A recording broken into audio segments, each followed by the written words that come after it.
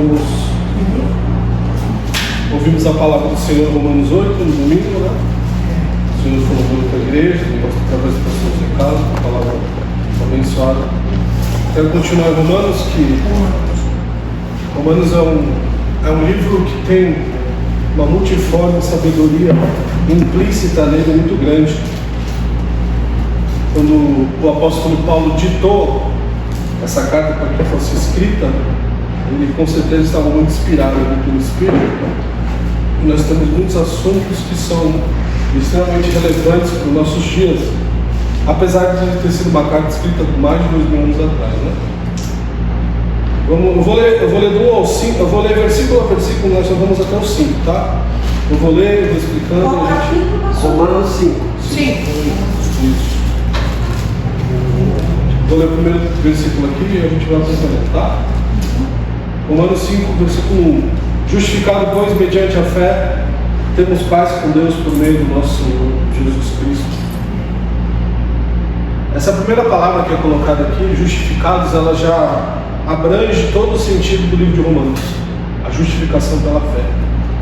Nós somos justificados pela fé através de Cristo Jesus, não é pela religião, não é por termos sabedoria em algum tipo de conhecimento, em algum tipo de coisa que nós pratiquemos, não é pelo nosso dinheiro, não é pelo nosso, antigamente falava pique-pina, pela nossa família, pelo nosso sangue.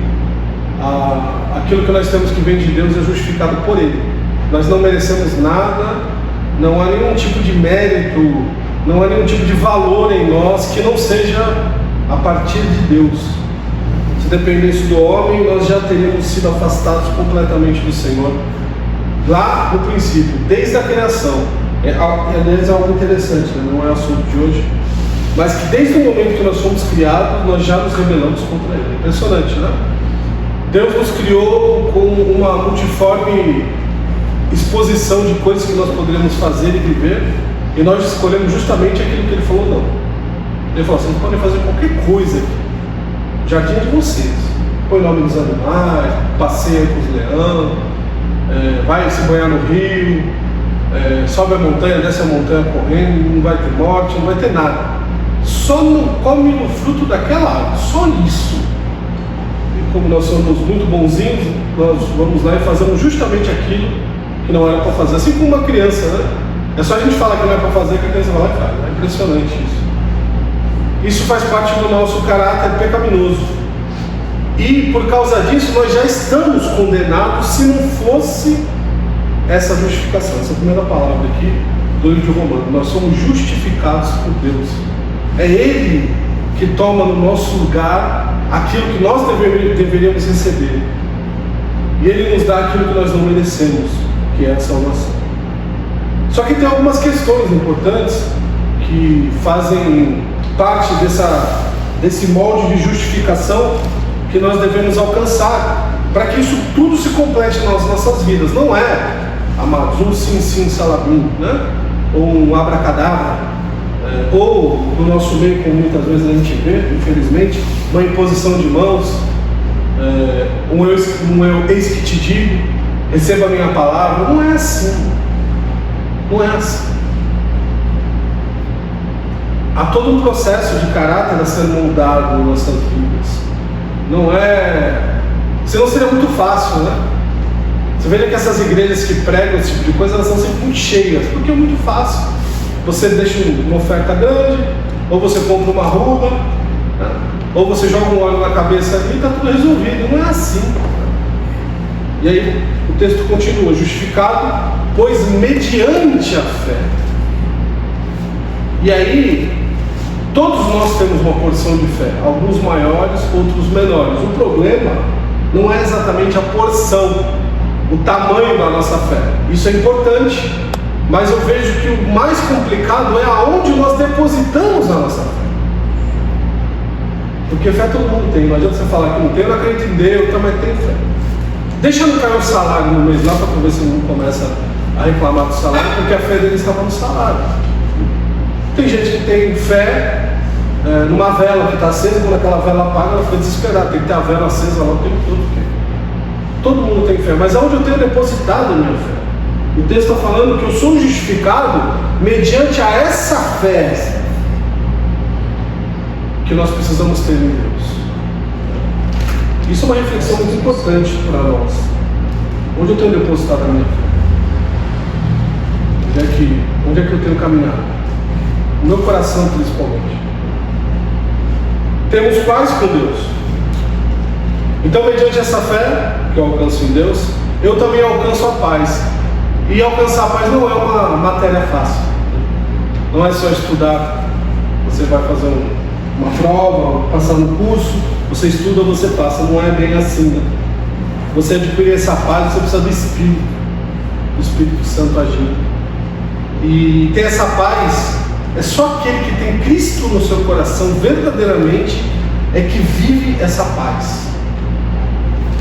E a gente vê, infelizmente, até crentes perturbados, não dormem, não descansam, porque não tem paz, porque não tem Deus, porque está faltando ser justificado mediante a fé que não está sendo depositada em outro lugar certo. Está tudo errado, precisa mudar alguma coisa. Por meio do nosso Senhor Jesus Cristo. Eu achei interessante que ele poderia ter falado por meio do nosso Jesus Cristo, né? Ou do nosso Cristo Jesus. Mas ele fala do nosso Senhor. E aí está a grande mãe, né? A grande pescada que muitos não entenderam ainda. Jesus, ele é meu amigo, ele é o meu pai querido, ele é o meu irmão. Ele mesmo fala, seremos chamados de irmãos. Mas ele precisa, em primeiro lugar, ser Senhor da minha vida. Não é só não falar bonitinho. É nas minhas atitudes. Considerá-lo como rei. O Senhor é o rei. É aquele que manda. E se ele manda, nós temos que obedecer. E se eu não obedeço, ele não é o meu Senhor. Eu gosto muito do Salmo 23, porque ele fala exatamente disso. E a gente aprende, amados, se nós não estudarmos, a gente aprende errado o Salmo 23.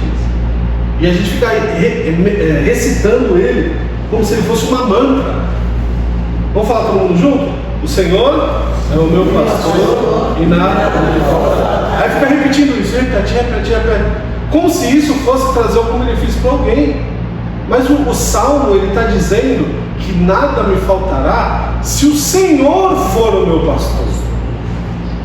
Se ele exercer esse senhorio aqui na minha vida, aí sim eu sou justificado pela fé mediante a fé que eu tenho nele. Então, a Bíblia ela não foi feita com palavras positivas para eu ficar repetindo. A Bíblia não foi feita para me usar textos de forma opressora para abençoar alguém, conforme eu manipulo. Não é para isso. Eu abençoo em Cristo aquilo que Ele quiser fazer. Eu posso aqui ficar orando 1 hora por uma pessoa, e se não for a vontade dele, ela não vai ser curada. E não adianta eu querer eu ser apóstolo, bispo. Não é isso que move a fé em Cristo. O apóstolo Paulo está falando isso para a igreja de Roma, para que eles entendam. Era uma igreja poderosa, era uma igreja de status, era uma igreja que tinha muitos judeus lá dentro que se achavam uma super elite em Roma, e logo depois eles até cairiam. Deus iria mostrar na prática a perseguição, que eles iam começar a ser perseguidos. Mas eles estavam se achando muita coisa, e Deus fala: não é nada disso, porque Jesus precisa ser Senhor na vida de vocês, por meio do nosso Senhor Jesus Cristo. Versículo 2: por intermédio de quem obtivemos igualmente acesso pela fé a esta graça, na qual estamos firmes e nos gloriamos na esperança da glória de Deus. Por meio dele nós obtivemos isso, ok? Isso acho que fica muito claro. Precisamos estar firmes, então não é só receber, né? Não é só mamar todo dia na teta, né? E achar que tudo está tudo bem. Não está. Temos que estar firmes, inabaláveis. As tribulações elas vêm. Eu não sei se você está passando por alguma tribulação, meu irmão, minha irmã, talvez você esteja, mas quando elas vêm, elas sacodem a gente, né? Impressionante, tira a gente do eixo, mas a gente precisa continuar firme, inabalável, justificados, entendendo que, apesar disso que está acontecendo, o nosso Senhor, Ele continua cuidando de nós, Ele continua dentro do nosso coração, abençoando a nossa vida. E a palavra que eu queria destacar no versículo 2 está logo em seguida aqui: nos gloriamos na esperança.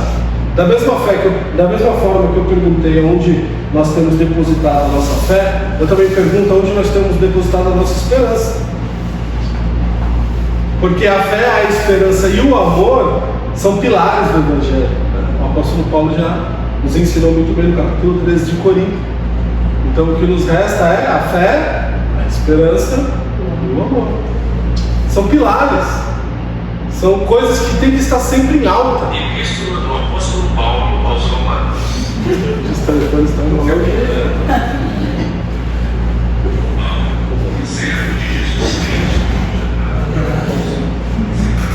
A esperança em Deus, amados. Nossa esperança tem que estar no Mestre. E é muito fácil nós delegarmos essa esperança para outras coisas, viu? Porque, como eu estava dizendo na tribulação, quando ela vem, a gente tem a tendência a se apegar naquilo que nós conseguimos ver, naquilo que está firme do nosso lado, forte, naquilo que nós consigamos nos apoiar.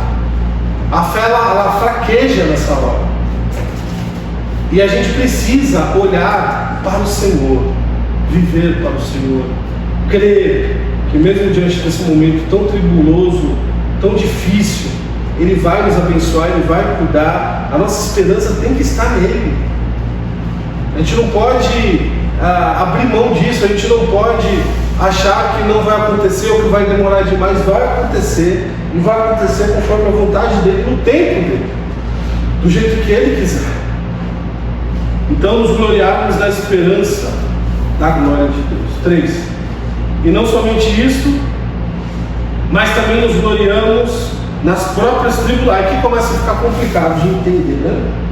Se a gente não fosse de Cristo Jesus, nós, assim como as pessoas do mundo não entendem, nós chamaríamos o apóstolo Paulo de masoquista, né? Porque ele começa a falar uma coisa que, humanamente falando, não tem sentido nenhum. É só você acompanhar comigo. Porque também nos gloriamos nas próprias tribulações? Como assim? Então você está passando por um câncer, e aí você começa a falar: oh, que bênção! É isso que ele está falando. Não é uma paráfrase, não é uma comparação. Não, ele está falando exatamente isso. Nos gloriemos na tribulação. É loucura. O apóstolo Paulo também vai dizer que o Evangelho é loucura, loucura. Mas é isso, porque Deus, amados, Ele não pode estar condicionado na nossa vida a situações boas, porque Ele continua sendo Deus no bom e no ruim, na bênção e na dificuldade. Ele não está condicionado. Nós fomos condicionados na nossa cabeça: ah, está tudo muito bem, Deus tem me abençoado. Mas se está tudo muito mal, Ele também está abençoando. Ele permitiu. Não acontece nada na nossa vida se não fosse Ele. O maior exemplo bíblico que vocês conhecem assim, decora, é Jó. É o homem mais santo, o homem mais justo que tinha ali na terra naquele momento. Também é o homem mais rico, abençoado de todas as maneiras, né? Como diz o texto, por baixo, por cima, por diante. As bênçãos chegavam nele, família abençoada, poder aquisitivo. Ele era muito conhecido, fama, tinha uma família linda, muitos bens, muitas posses. E era um homem justo, era um homem correto, que amava a Deus. Então assim, ele era talvez alguém que nunca existiu. É difícil achar homens ou mulheres que fossem igual ao Jó. Mas aí, se eu entendo que só porque eu estou passando por uma dificuldade Deus não está comigo, então eu vou entender que Jó foi amaldiçoado por Deus, então. Ou então eu vou entender que Deus não estava com Jó. E a gente vê o tempo todo Deus falando com Jó, em todos os momentos. Até mesmo quando Jó é influenciado pelos amigos para poder reclamar com Deus. Os amigos dele falam: ó, a mulher dele também fala: ó, reclama aí logo. para que ele te mate. Os amigos falam, ô Jó, tu não fez nada de errado, então Deus está te punindo. Aí tá estranha essa história aí. Porque Jó entendeu. Ele entendia que ele precisava se gloriar na tribulação. Eu preciso, estou falando por mim agora, cada um dos irmãos pode falar por si, porque isso é uma coisa que, vou repetir aqui, que isso não é uma coisa feita por imposição de mão, recebe aí, não é assim.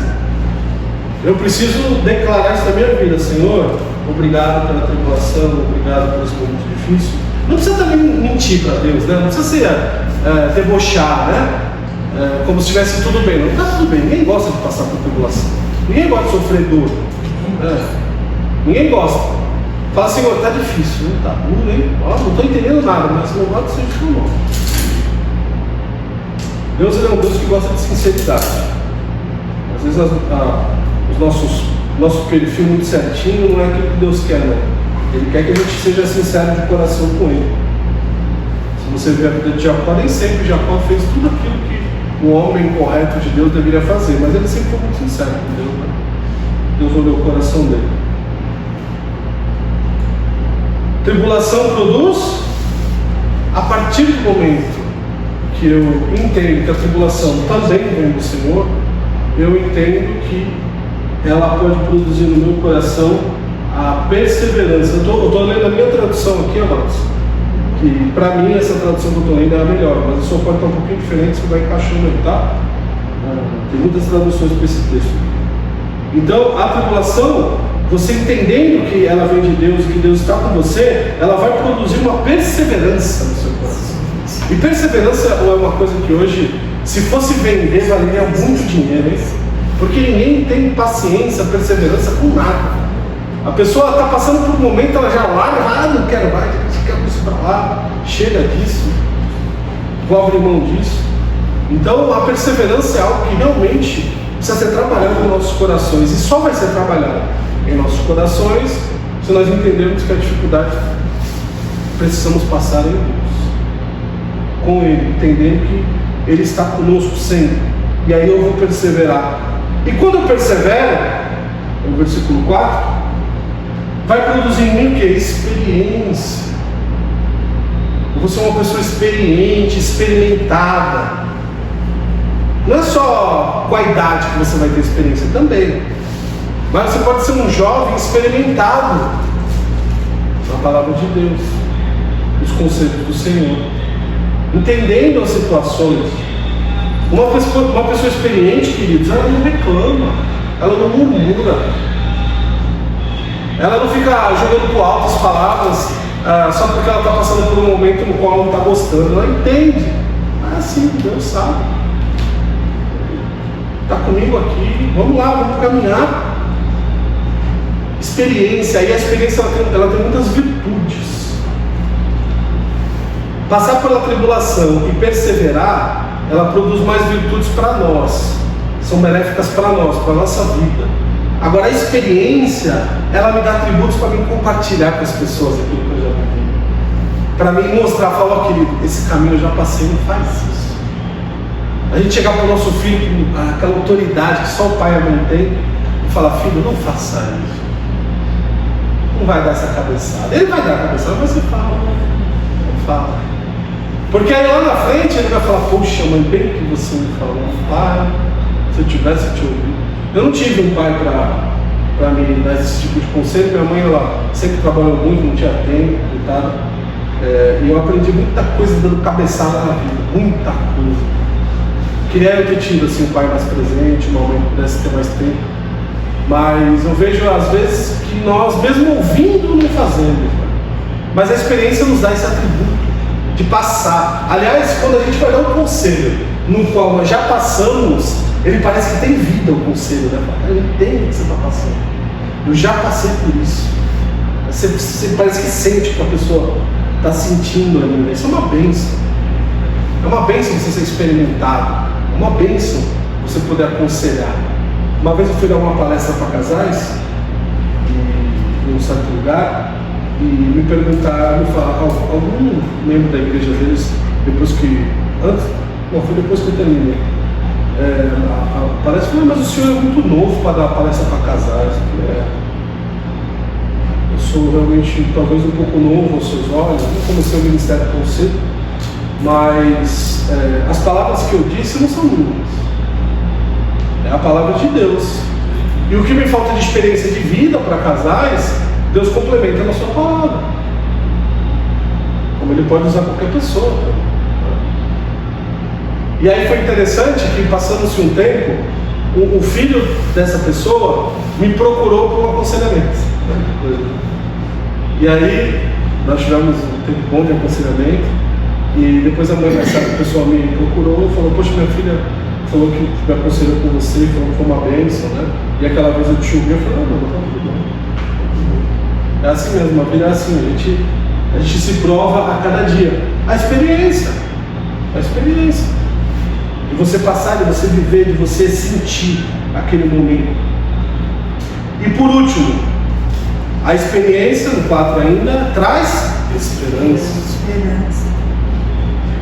Esperança que só a esperança em Deus é que traz algum tipo de resultado para o ser humano. Nós não temos nada nesse mundo que gere esperança no ser humano. Nada. É só desgraça. Na semana passada foi o carnaval aqui de Santos, né?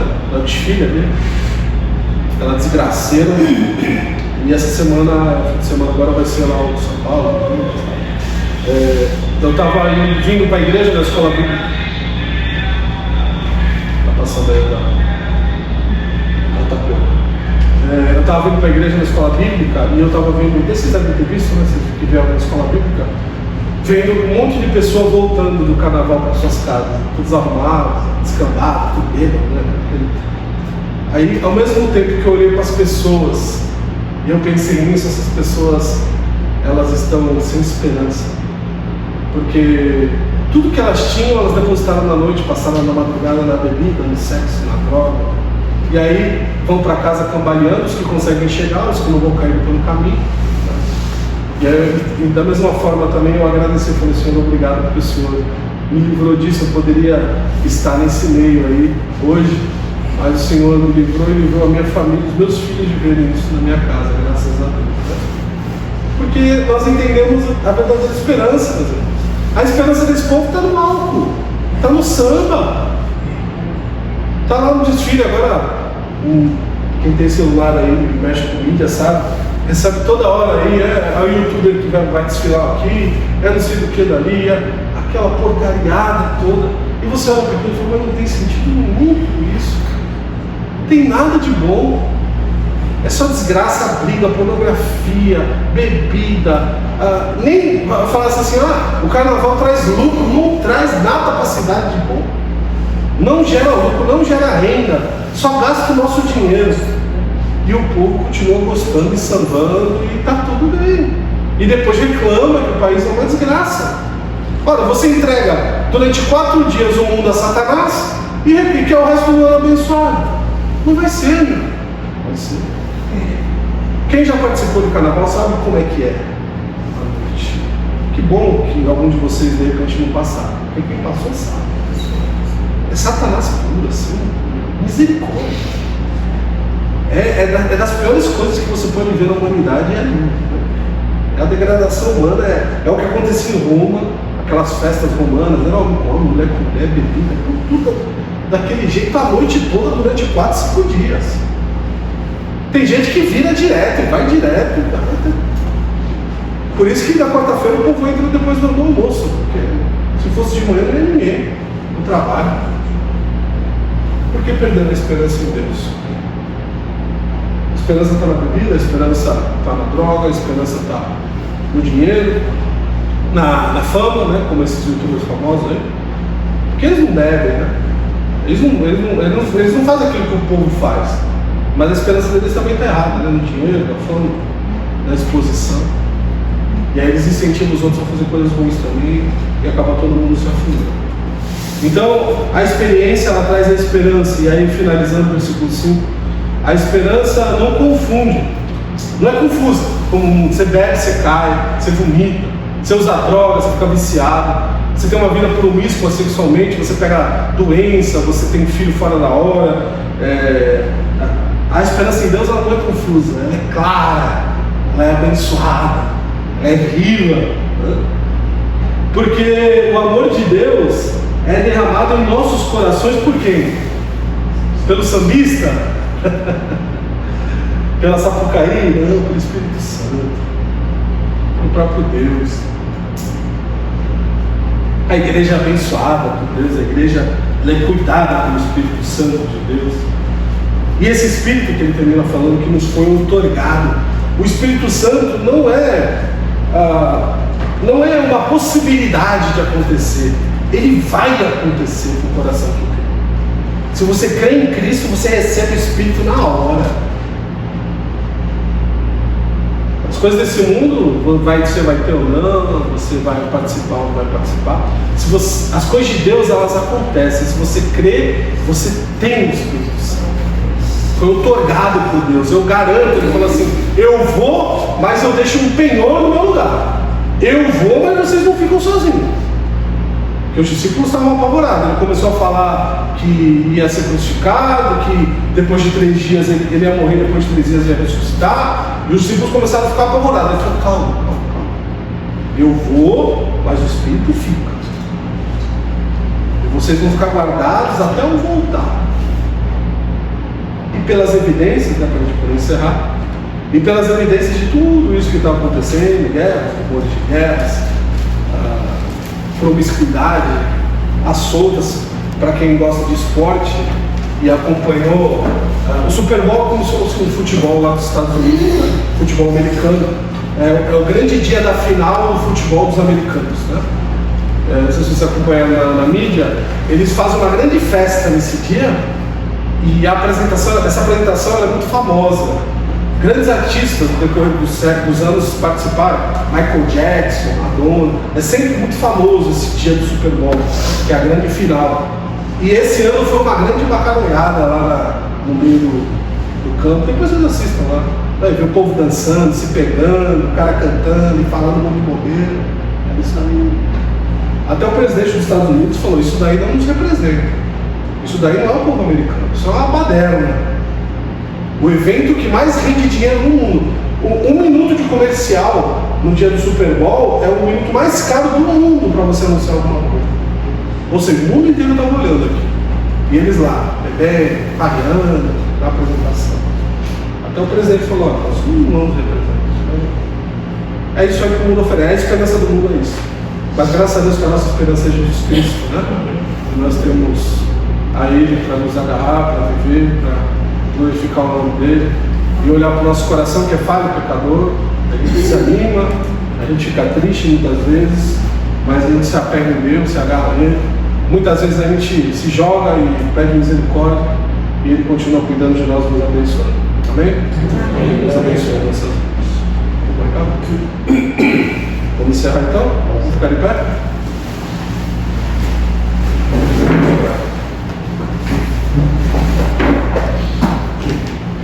Obrigado, Senhor, por essa noite. Obrigado por mais uma mensagem que o Senhor nos deu. Um culto especial, como é quarta-feira, onde podemos orar, Deus querido, colocar diante do Senhor nossos pedidos, nosso coração, nossos anseios também em tuas mãos, meu Pai. Obrigado.